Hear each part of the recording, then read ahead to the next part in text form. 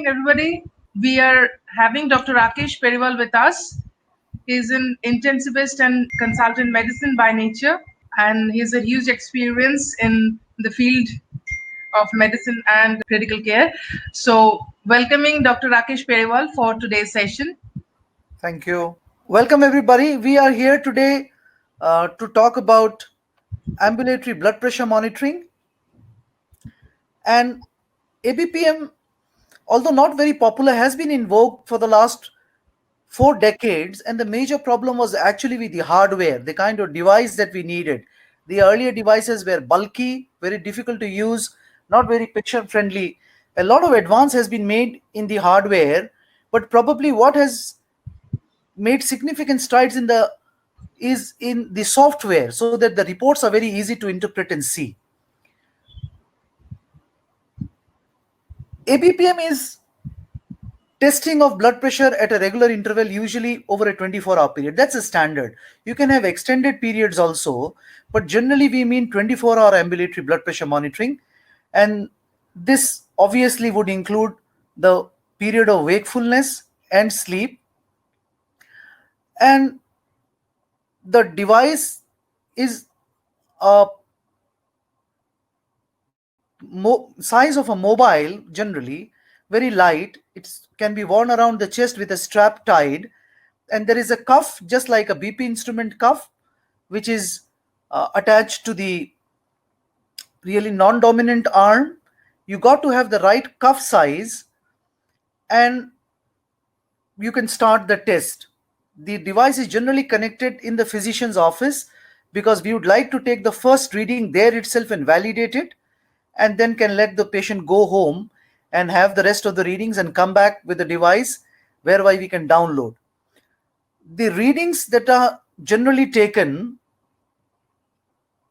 are every 20 to 30 minutes during daytime and every 32 minutes, 60 minutes during sleep. This can be programmed, pre-programmed, so you can have lesser number of readings if somebody has discomfort with the inflation of the cuff. And that is a main reason why we decrease the number of readings at night, so that sleep is not disturbed. And all this can be downloaded into a computer, generating in a software, and the report is out in 10 to 20 seconds. It is in a tabular format where you have all the numbers, the time, the number of valid readings, and then you can have a graphical presentation which tells you the pattern of the blood pressure over 24 hours. So you can read it in many different ways. The question arises, why do we need ABPM? Well, we have always been checking blood pressures in our office. We are also asking our patients to check blood pressure at their home. And this has become more of the norm now, just like blood sugar monitoring. And that is because of the improvement in the devices. Most of them work on the oscillometric method, which is also the method which is used in most ABPM equipments. There are standards which are given by various guiding societies of Europe and America of the quality of ABPM, and also of the software, how the report should be generated. So there's not much to worry about the accuracy of the devices. They fairly give you very accurate results. One area where we require ABPM is white coat hypertension.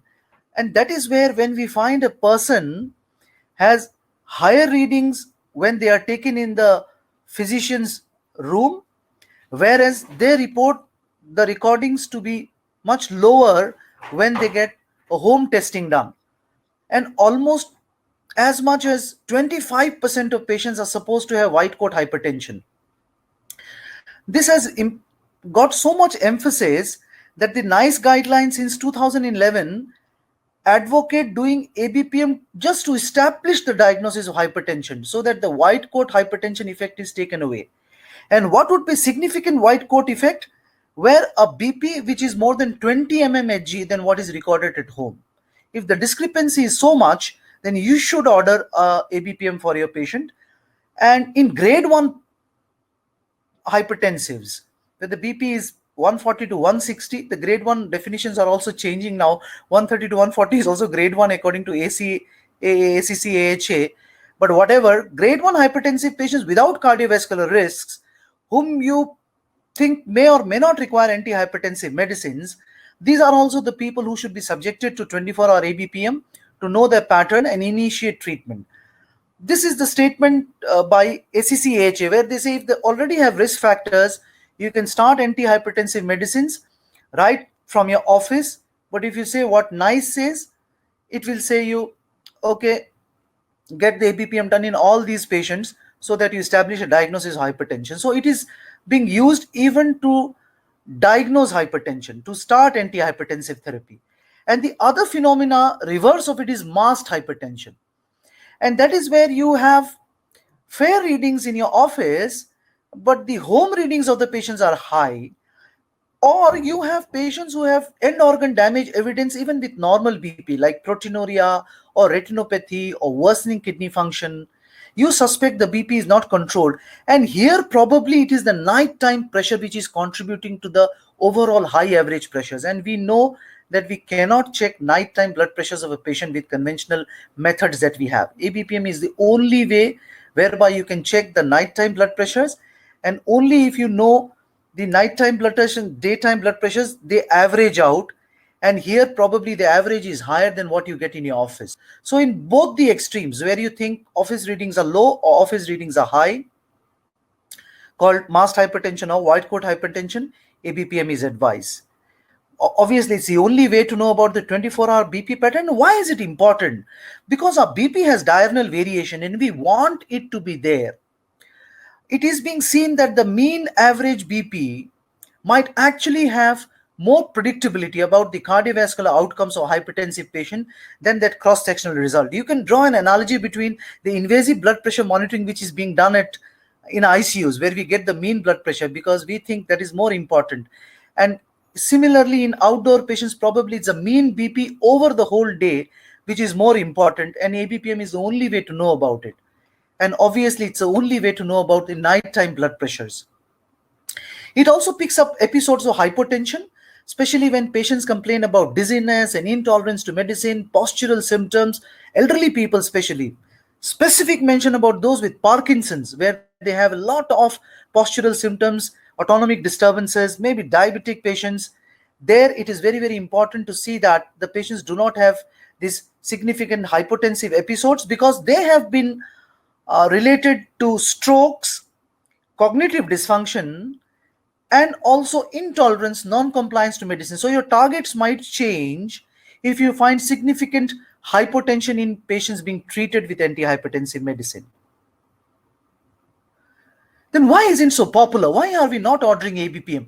Well, if I look at myself, 14 years of my career, for the first 10 years, I didn't order any ABPM. I didn't have much insights because the guidelines only mention mainly about cross-sectional blood pressure. That is what is being discussed in most forums. There is not great emphasis on getting the average blood pressure. Physicians like me obviously are not very familiar. We have not been educated for it. Reports we find are very difficult to interpret. It could be few pages of them, and we don't know how to interpret and change our clinical direction. Maybe have not felt the need for it. We check the BP, we are fine. The patient is checking BP at home. We are checking the BP in office. We are happy with the readings. We titrate the medicines accordingly. So we never felt the need for ABPM. And obviously, it's a more expensive thing to do than a BP measuring device. One reading of ABPM may actually cost you more than a home device maybe.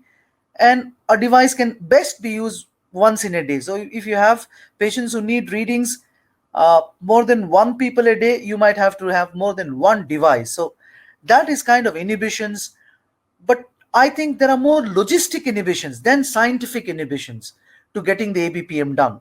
So once we are sure about the scientific need for it, maybe we will get over these inhibitions. I got over these inhibitions because I got my own ABPM device. I thought, let's get it for myself with the right cuff size and start doing it myself. And I see myself doing more ABPM than I did ever before.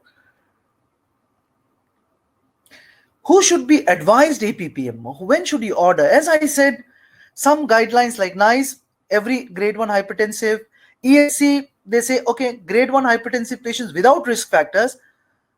ACC/AHA, they say, okay, if you have white coat hypertension in mind, you can do it, but they are ready, they are happy with starting antihypertensive with cross-sectional measurements also. So you can make a choice to your patients, but definitely when someone is being treated for the rest of their lives for a blood pressure which has just been recorded in office, it doesn't feel very comfortable. I think when you get this 24-hour record, patients are more convinced that they have high BP. The physician is also more convinced that they have high BP, and we can set long-term goals very easily with the patient. So the psyche is very important. When you have multiple readings, there is more convincing power both for the physician and for the patient.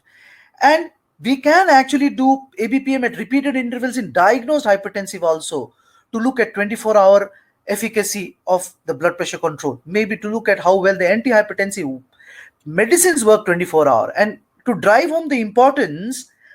If your nighttime BP is not controlled, there are guidelines now to give one or more medicines at night time to have better nocturnal BP control. So gradually we are looking more and more towards a 24-hour BP profile rather than the cross-sectional profile. People whom we suspect to have nocturnal hypertension. Now, what is this nighttime hypertension? Almost 5 to 7% of all patients have only blood pressure elevation at night. They will obviously be missed by a daytime reading. And the other thing is that normally the BP falls during night, but in a certain subset of patient, there could actually be a surge in the blood pressure at night, which is probably the worst that can happen with the hypertensive patients. Three category of patients who deserve special mention are diabetes, those with obstructive sleep apnea, and those with chronic kidney disease. As regard to obstructive sleep apnea, there's a tremendous correlation between metabolic derangements and OSA. And your prescription for CPAP might actually change if you see that metabolic derangements can be controlled by use of a CPAP at night. So patients may have mild to moderate symptoms, but if they have nocturnal hypertension or nighttime worsening of BP, they would be more happy to use a CPAP to see the BP coming down. So it improves compliance of CPAP in those with OSA. CKD also is one category where nocturnal hypertension is very, very important. And we know hypertension is one element in a CKD patient which, if well controlled, can delay their progression of disease and the need for dialysis. And as we had discussed earlier, those whom we suspect to have masked hypertension, probably it's a nighttime BP which contributes to the average in these people. And patients who have resistant hypertension, if there is discrepancy in recordings at home and in office, and we label them as resistant. So before labeling, maybe if we have doubts about the 24-hour BP profile, we can order an ABPM and titrate our treatment accordingly. How many readings do we need to get? The earlier guidelines said 40 readings during the day, 7 readings during the night. The nighttime readings are still the same because 1 hourly, 7 hours sleep, 7 readings good enough. Otherwise, we will require too many inflations of the BP curve. Daytime, we have increased it to 20 readings now. That's what the European guidelines say. At least take 20 readings during the day. Now, how do we partition the day and the night? Where for many softwares, you can preset it. So you can say something like, okay, morning 9 to evening, night 12, it's daytime. After 12 to morning 8 or 9, it might be sleep. So we put it in the device beforehand. And when we compute, download the results, it's already partitioned into day and night accordingly. In some machines, there could be an overlap time. So let's say morning 9 to evening 9, it's daytime. Nighttime 12 to 6 morning is nighttime. And in between time is an overlap time. So they do not calculate. It is here you should know about your device and the software that you are using. In newer ABPM devices, you can actually change that after downloading the report also, depending on the report given by the patient. When did he sleep and when did he wake up? So you can change it later also. And there is an event button also in the device. So you can ask the patient to press it. So that event will be probably recorded as a time to sleep. And then when he wakes up, we can press another button. So from the use of the event button as well, we can find out the daytime and nighttime. The event button can also be pressed for other reasons. When you have something's happening like dizziness or postural symptoms, you can actually press an even button so that we can correlate it with the blood pressure. The definitions of ABPM based blood pressure are slightly different from cross-sectional blood pressure. If we take the ACA-AHA cutoff of 130/80, then according to ABPM, mean daytime BP same 130/80, it's the same cutoff, but the average BP is 125/75, less than that, because we know nighttime BPs are lesser, so the average would be lesser. If we look at nighttime BP only, it is 110/60, way less than the daytime BP. Almost a 10 to 20% decrease in the mean BP is what we desire at night. And we believe if we lose this nocturnal drop, we will have higher incidence of cardiovascular disease. So much of emphasis on nighttime BP. Someone may say, which is the best BP which tells you about cardiovascular outcomes? I might say it's a nighttime BP. So people have greater interest actually in absolute nighttime blood pressures also, and the pattern. Normally there is a 10 to 20% dip in the nighttime BP. But there could be people who are called non-dippers, traditionally defined as less than 10% mean average drop in the blood pressure. Reverse dippers, who actually have a rise in the average blood pressure at night as compared to daytimes, and some who have excessive dipping at night. These excessive dipping probably are the people who have exaggerated BP responses to antihypertensive medicines. And why we are worried about them? Because excessive dipping has been linked to strokes and cognitive dysfunction. So elderly people, where you have these issues in mind, maybe you can look at the phenomena of excessive dipping of BP at night also. Non-dippers have higher incidence of cardiovascular events and proteinuria, and reverse dippers, have I said, cognitive defects and stroke. And some people may only have nocturnal hypertension. So we might target these people to treat if we find this phenomena, and only ABPM can tell us. And major category of patients, OSA, CKD, and diabetes. Report format, how do we get the report? Whether it's the tabular format or as a graph. You can see all the BP readings with time, and there is a column which tells you whether the readings are valid or invalid, or there had been some error. They generally show. It gives you three main things: average 24 hours BP, average daytime BP, and average nighttime BP. And all these three are important to us. And you also get a short written summary. So you can find out, they tell you according to guidelines, what does the category in which your patient fall. The preparation, well, you should know about your device and your software. That's important. Charge batteries and the right cuff size. The cuff size are available in centimeters. You can have 25, 34, then 36 to 45. Large cuff arms and thigh cuffs are also present for ABPM device if need be. Pediatric cuffs are separately there, generally of two sizes. You generally put it in the non-dominant cuff. And some people may have the problems of petechiae because of the repeated inflation. Elderly, just warn them that this might happen, especially of patients who are taking antiplatelet medicine. Note the first reading, as I said, that validates, that also programs the inflations of the cuff, how much the cuff should inflate, because if there are larger inflations of the cuff, the discomfort would be more. So the machine takes some ideas from the first readings and inflates the cuffs accordingly. Advise patients to avoid exercise. That is very, very important, because we know exercise can cause rise in blood pressures. Strenuous activities and driving, mainly because while you are driving, if there is inflation in the cuff, you might feel discomfort, and that can be a hazard. So at least warn them these three things. Obviously, they cannot bath with an ABPM attached to them. You've got to tell them that. And also tell them that there might be some discomfort due to repeated inflations. So counsel the patients beforehand. They will not complain.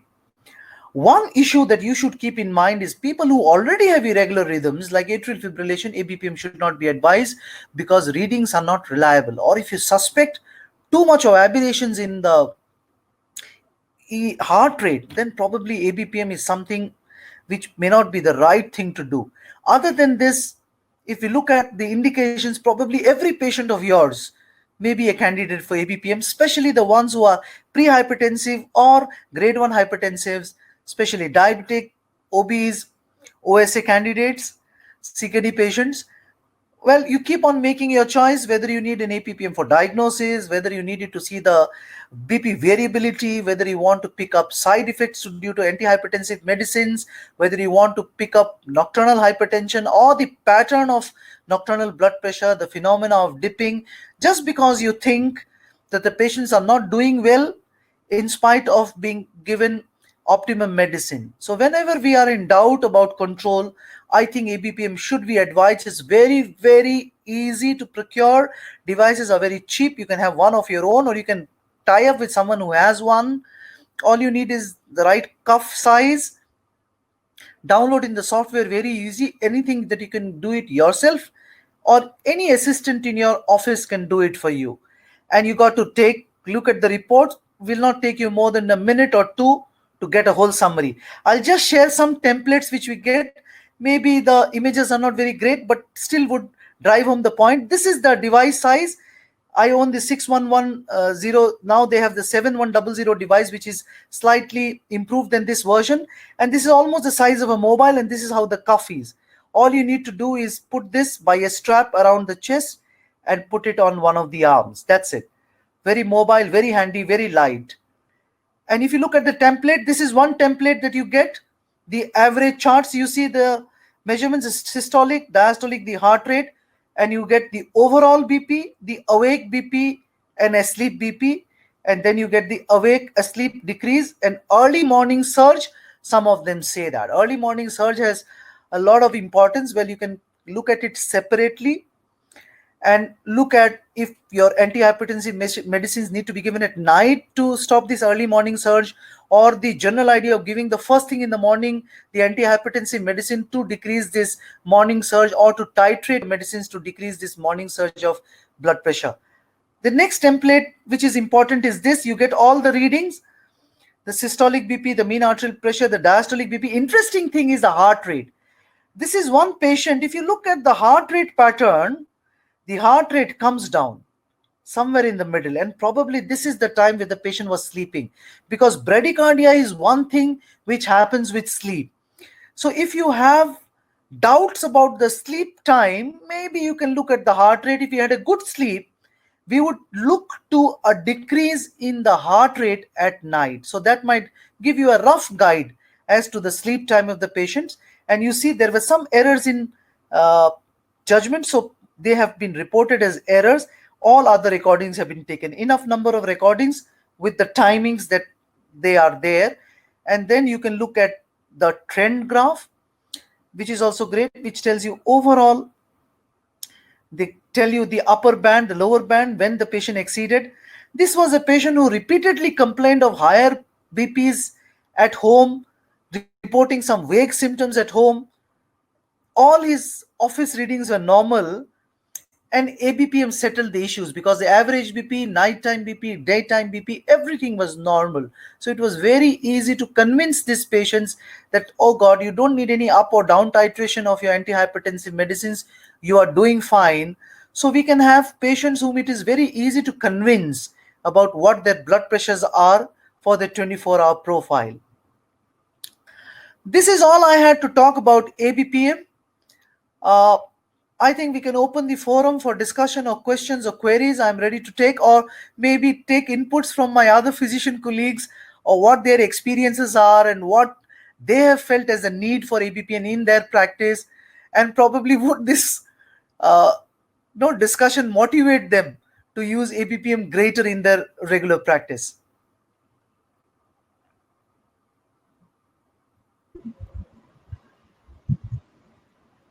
Sir, there is a question. Please differentiate mean pressure and heart rate. Mean pressure and Heart rate. mean pressure is basically the average. Generally, they calculate as twice diastolic plus systolic divided by 3. That is the mean blood pressure. That is how it is recorded.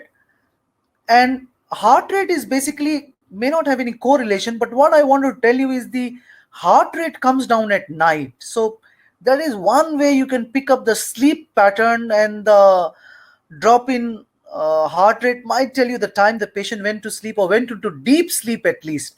But that is the only guide, so you can have that wakefulness and nighttime differentiation based on the heart rate to certain extent.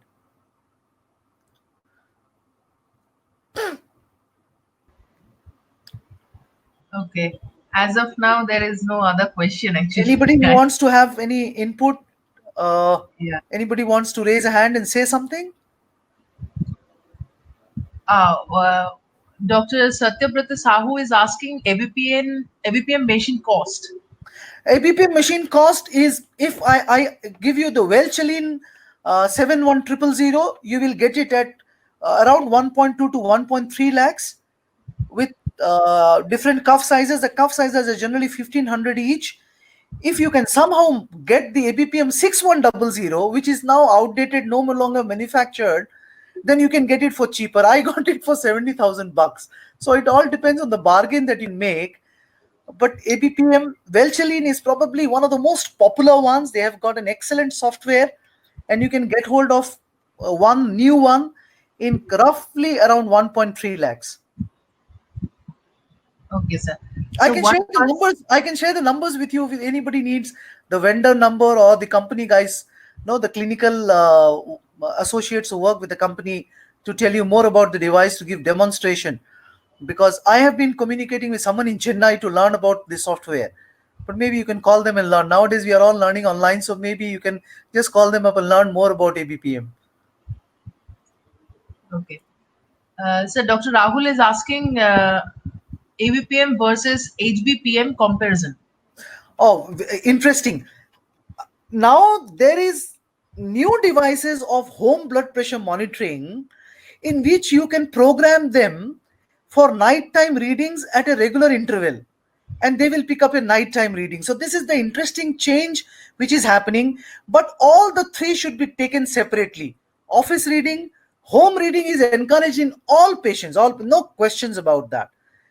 ABPM is more like, okay, still one time, two time, I don't know how many times you should order in your patients, but if you have doubt, yes, you should. But all three should be merited, take separate merits. Right now, the home measuring devices that we have are not programmed to take measurements at night. This is one main problem. So if you want nighttime pattern, regular pattern, still we do not have home devices which can do this. But I'm sure in very short period of time, we will have home blood pressure monitoring devices which will also automatically take your blood pressure as at night. If you ask the methods of recording the blood pressure, it's the same. It's the oscillometric blood pressure monitoring method. Okay, sir. Uh, so one person wanted to speak. Yeah. I accepted. Let me see if she can join. Kamal Jain has joined the room. I think. Yeah. He's a senior physician here. Okay. We can let him have a query or maybe his feedback. Hello. Am I Police, audible? Yeah, you're Rakesh. audible. Nice Yes. presentation. But Thank you. I just have one query whether the patient will be able to sleep when the cuff is inflated every I 20. till now, sir, have no patients complaining about that because I tell them beforehand. And the best part is that you can cap the maximum inflations also. So you don't want Okay. your BP device to go more than 200, you can cap it. 180, you can cap it. So you have rough idea. You can do this capping by taking the BP in your office itself. So your first BP, let's say, is 150. Then probably, okay, inflations above 200 may not be very valuable. More importantly, the BP cuff will now inflate only 20 Hg more than that every time. Okay. Only if it is not able to record the BP, it will go higher. So there has been checks and balances both in the software, and you can manipulate the software also a little bit. So this complaint, sir, doesn't come much. And regarding most of the patient when they are putting it daily, while talking also the BP variation is quite lot in digital BP. When the patient is talking and he's also having food, there's quite a lot of variation and there may be false variation at times. Or that could be because excitement, activity levels, adrenergic drives, all these can cause rise in blood pressure. That's very, Because very you difficult. You must be getting calls at night, na? My BP is Yeah, yeah, 180. true. So That is where I that is think ABPM is one of the best things because it tells you the patient that okay, there was one aberrant reading. Probably you were very excited at that point of time, but your other readings are okay. So I think that really settles down the patient. He feels very convinced that okay, doctor, I have seen my 24-hour pattern. Now I come to know that my BP is fairly well controlled. I think driving home the point is very easy. okay. Thanks, Rakesh. Thank you. Anyone else who has any query or any contribution, anything? Not yet, sir. Actually. Recently, I got one advantage of the digital BP, Rakesh. Yes. Can I share with you? Yes, why not? Today, on teleconsultation, one patient called me around 7 a.m. in the morning, a lady. 3 days back, you also know her. Uh-huh. So she called me that she is having breathing difficulty, and I immediately asked her to check the BP since I could not see her. And the BP was normal, but the pulse was 34. Oh, that is true.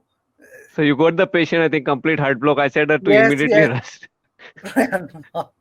Yes, I was there in the ICU last night. So at times these things help really under these situations. Yes. SPO probes are also helping with heart rates a Very lot. helpful, very helpful. Very The helpful. same SPO2 also showed 34 pulse. I said immediately rush to international, Yeah, and PPI was given. yeah. Okay, Rakesh, I have to leave. Yeah. Thank you so much. Thank you. Somebody is asking, can you share the PPT for later read? Yeah. That is also HCP forum to share. Yeah, so we will do that. She has shared her mail ID. We'll do that. I think that's all. Nobody else is. I think people have understood very well. Yeah, yeah.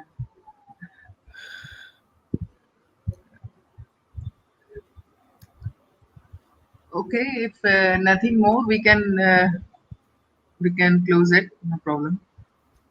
Yeah, we can conclude. You can give the Yeah, concluding remarks. yeah.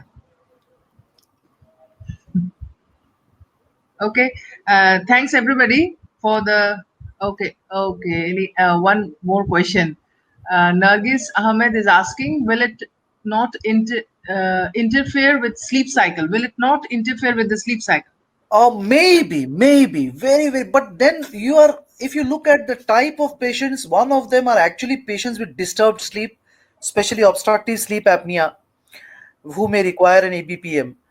And the inflations of the cuff, maybe that is why we are doing that 1 hour inflation at night. If we decrease to more than that, maybe 2 hour inflation, and the number of readings will be very little. So the value of those nighttime readings will be very minimal. If you can ask the patient if they really feel discomfort, you can just open the cuff and give up the ABPM reading. That is something you can tell. But I tell you what I also do is do both ambulatory sleep test and do an ambulatory BP monitoring on the same person at the same time, because somehow in all sleep devices you can check everything but blood pressure. You cannot check blood pressures at night, which has so many implications. You have 12 lead ECG even available, but you don't have BP measurements available. So we are using two devices also at the same time in the patient, and without much discomfort. But yes, individual patients may have problems. I think counseling them beforehand makes sense. You tell them, I don't see anybody jumping in our room when we check BP, although it's a very uncomfortable experience if we do it on ourselves, because probably we know that this is going to happen. So if we counsel them, maybe I haven't come across, but I always warn my patients that there could be some discomfort because of the cuff inflations at night. And if it really happens, maybe they can open the cuff, put off the device and go to sleep. All thing is we won't have any recordings during the night. Okay. Okay. Thank you, Dr. Rakesh. I think we can conclude in here that everybody, thank you for your participation. We'll look forward your participation more for the next future webinars. Thank you all. Thank you. Thank you so much. Have a good day, everybody. Yeah. Thank you.